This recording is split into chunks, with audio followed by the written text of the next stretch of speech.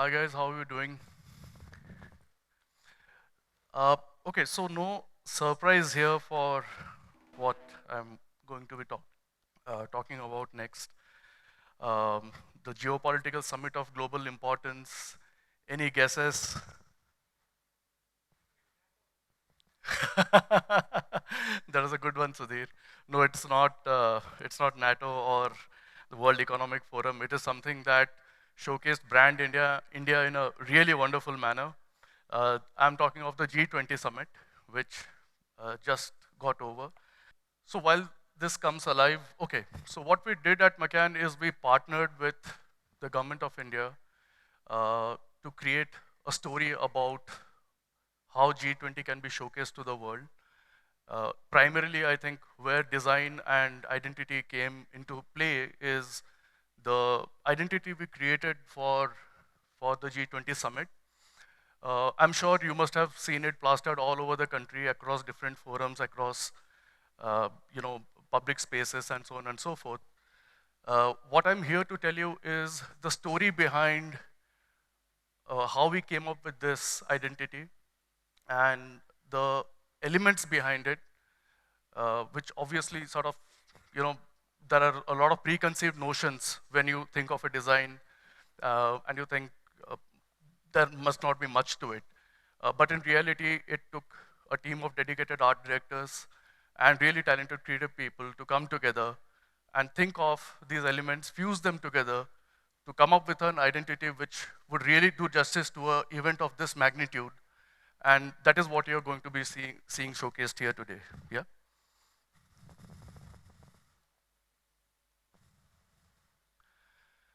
India's imprint of thought leadership, establishing a nation as an agent for global transformation. This was the brief which was given to us. The G20 presidency was a milestone moment, seeking practical global solutions for the common good, embodying the spirit of Vasudhaiva Kutumbakam, a Sanskrit phrase which basically means the world is one family. We added to this and said that the world is one family, but we also share one future, right? The future of what this planet is about. Going forward, if we have to work together and ensure a better, brighter future for our children, how can we come together to ensure that this happens? And this is what the summit sessions were about. The philosophy of One Earth, discussion on the environment, climate change, and lifestyle for environment to protect our planet. This was the One Earth philosophy. The family was about discussion and bilateral talks on inclusivity, and which is why the African Union was also added to the 20 nations that made up the G20 summit. And this was something which was remarkable because the African Union never ever had been represented. So this philosophy of one family was just not on paper. It was something which was actionable with the African Union coming together for the first time as part of G20 nations. And this is something which is going to be continued. And in fact, going forward, it is going to be called G21 because of this inclusion. And one future, so discussion and agreement on a progressive future, sharing of technologies, adoption of people-friendly technologies across these countries, and all of this coming together as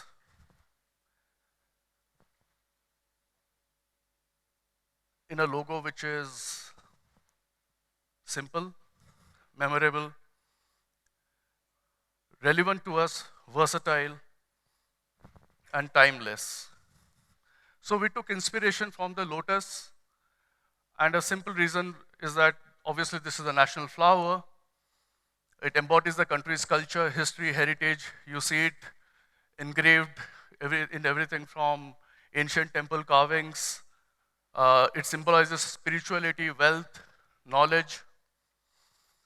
And of course, the G20 India 2023 logo depicts a lotus with 7 petals, representing the 7 continents and the 7 seas coming together, because it's a confluence of the world being represented in one place, which is India.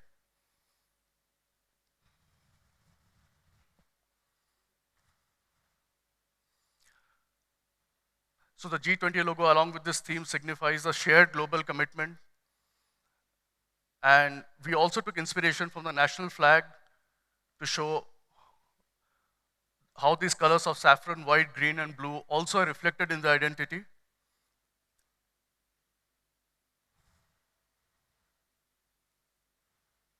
And this is how it came together. No surprise there. That's in black and white, but these are the key colors. And finally, all of it coming together as what you've seen across the country, across different forums, especially at the summit, of one earth, one family, one future, all encapsulated under the philosophy of Vasudhaiva Kutumbakam. Yeah?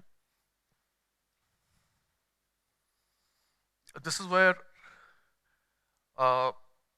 identity really, in terms of storytelling, played a role because, okay, we have the lotus, so what do we do with it? What we thought of is taking this graphic element of the petals of the lotus and really exploring it across in various ways, and that's what you will see come alive in terms of storytelling of this logo, because the logo is not just like one representation, it has multiple facets to it, and which is where these petals play a beautiful role in making it more dynamic, making it more recognizable. There's a film here. Can the sound be played, please? Traditions and customs. A thriving global center. Lotus, the national flower of India, representing our culture, history, and heritage. A poignant symbol for humanity to emerge victorious from its challenges. And the inspiration for India's G20 logo design.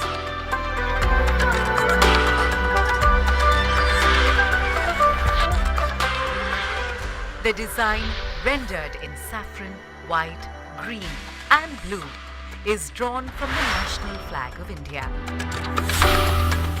The 7 petals in the logo signify the 7 seas and the coming together of 7 continents at G20 India 2023.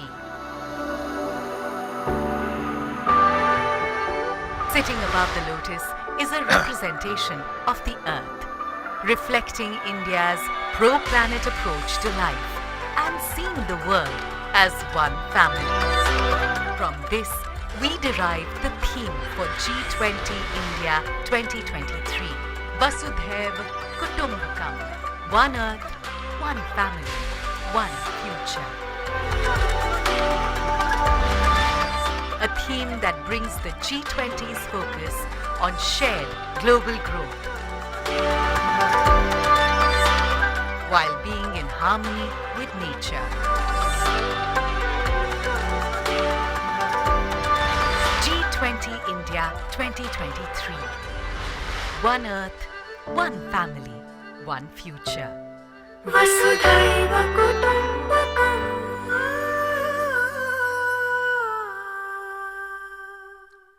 A deep insight into the legacy, the heritage, and the philosophy that has been the cornerstone of our civilization for thousands of years.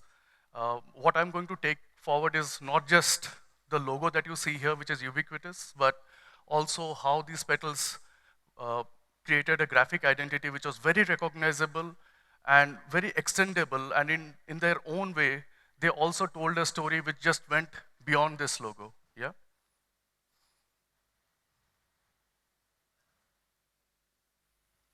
So the first phase of the branding was centered on using the petals of the lotus as the primary visual element, and this is how we used it. This is just for a representation of the flags that you saw at every summit, and you can see how the petals were used as a graphic element across these various flags, collaterals, and we also use it across different art forms of India, from Madhubani to Kalamkari to Patachitra, and so on and so forth, right?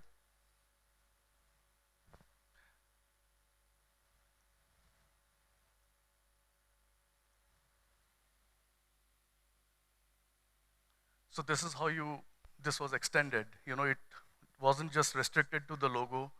the lotus found expression in various forms of traditional Indian art. As I said, from Madhubani to Pichwai to, it formed part of these backdrops where international leaders were received. Not to mention wallpaper. It was crafted across different sectors which were discussed in those summits. So our aim was to artistically communicate the G20 presidency for India and to showcase India's multicultural identity through these visual cues. And this is how we did it. For instance, women's empowerment. This is the kind of representation we came up with. Again, an echo of the logo, finding a voice here. Wildlife tourism to infrastructure.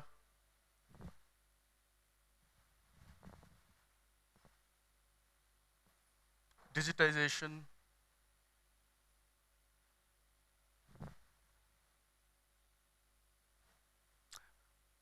Trade and investment, environment, sustainability, health. So various sections that were talked upon, discussed, topics discussed, traditional medicine. So you can see how the lotus beautifully formed a graphic identity which was unique to each of the sectors that formed part of the backdrop of the discussions in the summits.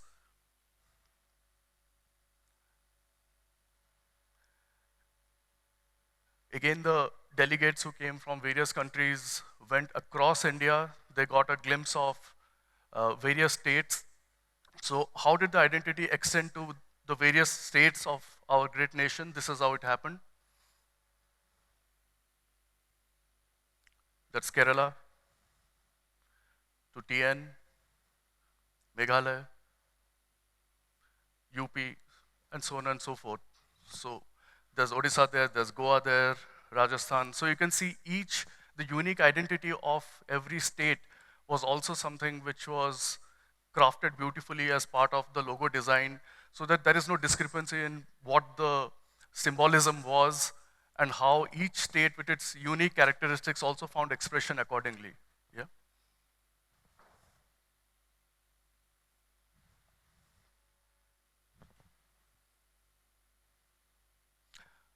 Obviously, all these elements were used to welcome delegates. Again, myriad topics from crime and security in the age of NFT and AIs to working group meetings to agricultural scientist meetings and so on and so forth. So there was a huge volume of work which went into reimagining the G20 logo, which was originally created by us, finding an expression in this very many ways.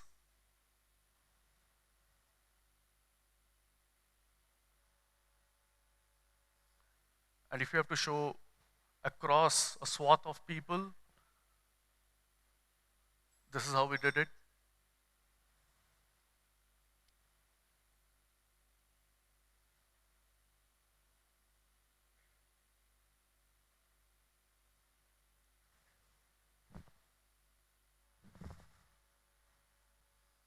And again, welcoming those delegates from various countries. So how would those countries find representation in the logo, from Germany to South Africa, Mexico, to the European Union? As you can see, elements from those countries also, were represented using the lotus petals. So for example, the leaves of the cacti over there, or the masks of South Africa found representation in a very graphic and uniquely colorful way, but without losing the essence of what the original logo was.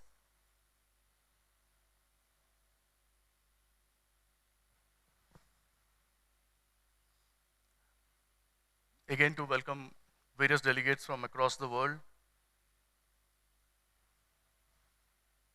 So for the first time ever, this was a campaign that lasted over a year, with meetings spread across 60 cities with over 1.5 crore people participating in 200 meetings. So the entire scale of it was really massive, almost at an industrial scale. You can imagine this event happening. So what you saw was just the tip of the iceberg. There is so much more happening beneath the surface. And that is exactly what I just wanted to share with you, that probably what all of us saw was just this logo with the earth and resting on this lotus, but there is so much more to it in terms of storytelling that went beyond just that single identity that we all know what the G20 India logo for. Yeah.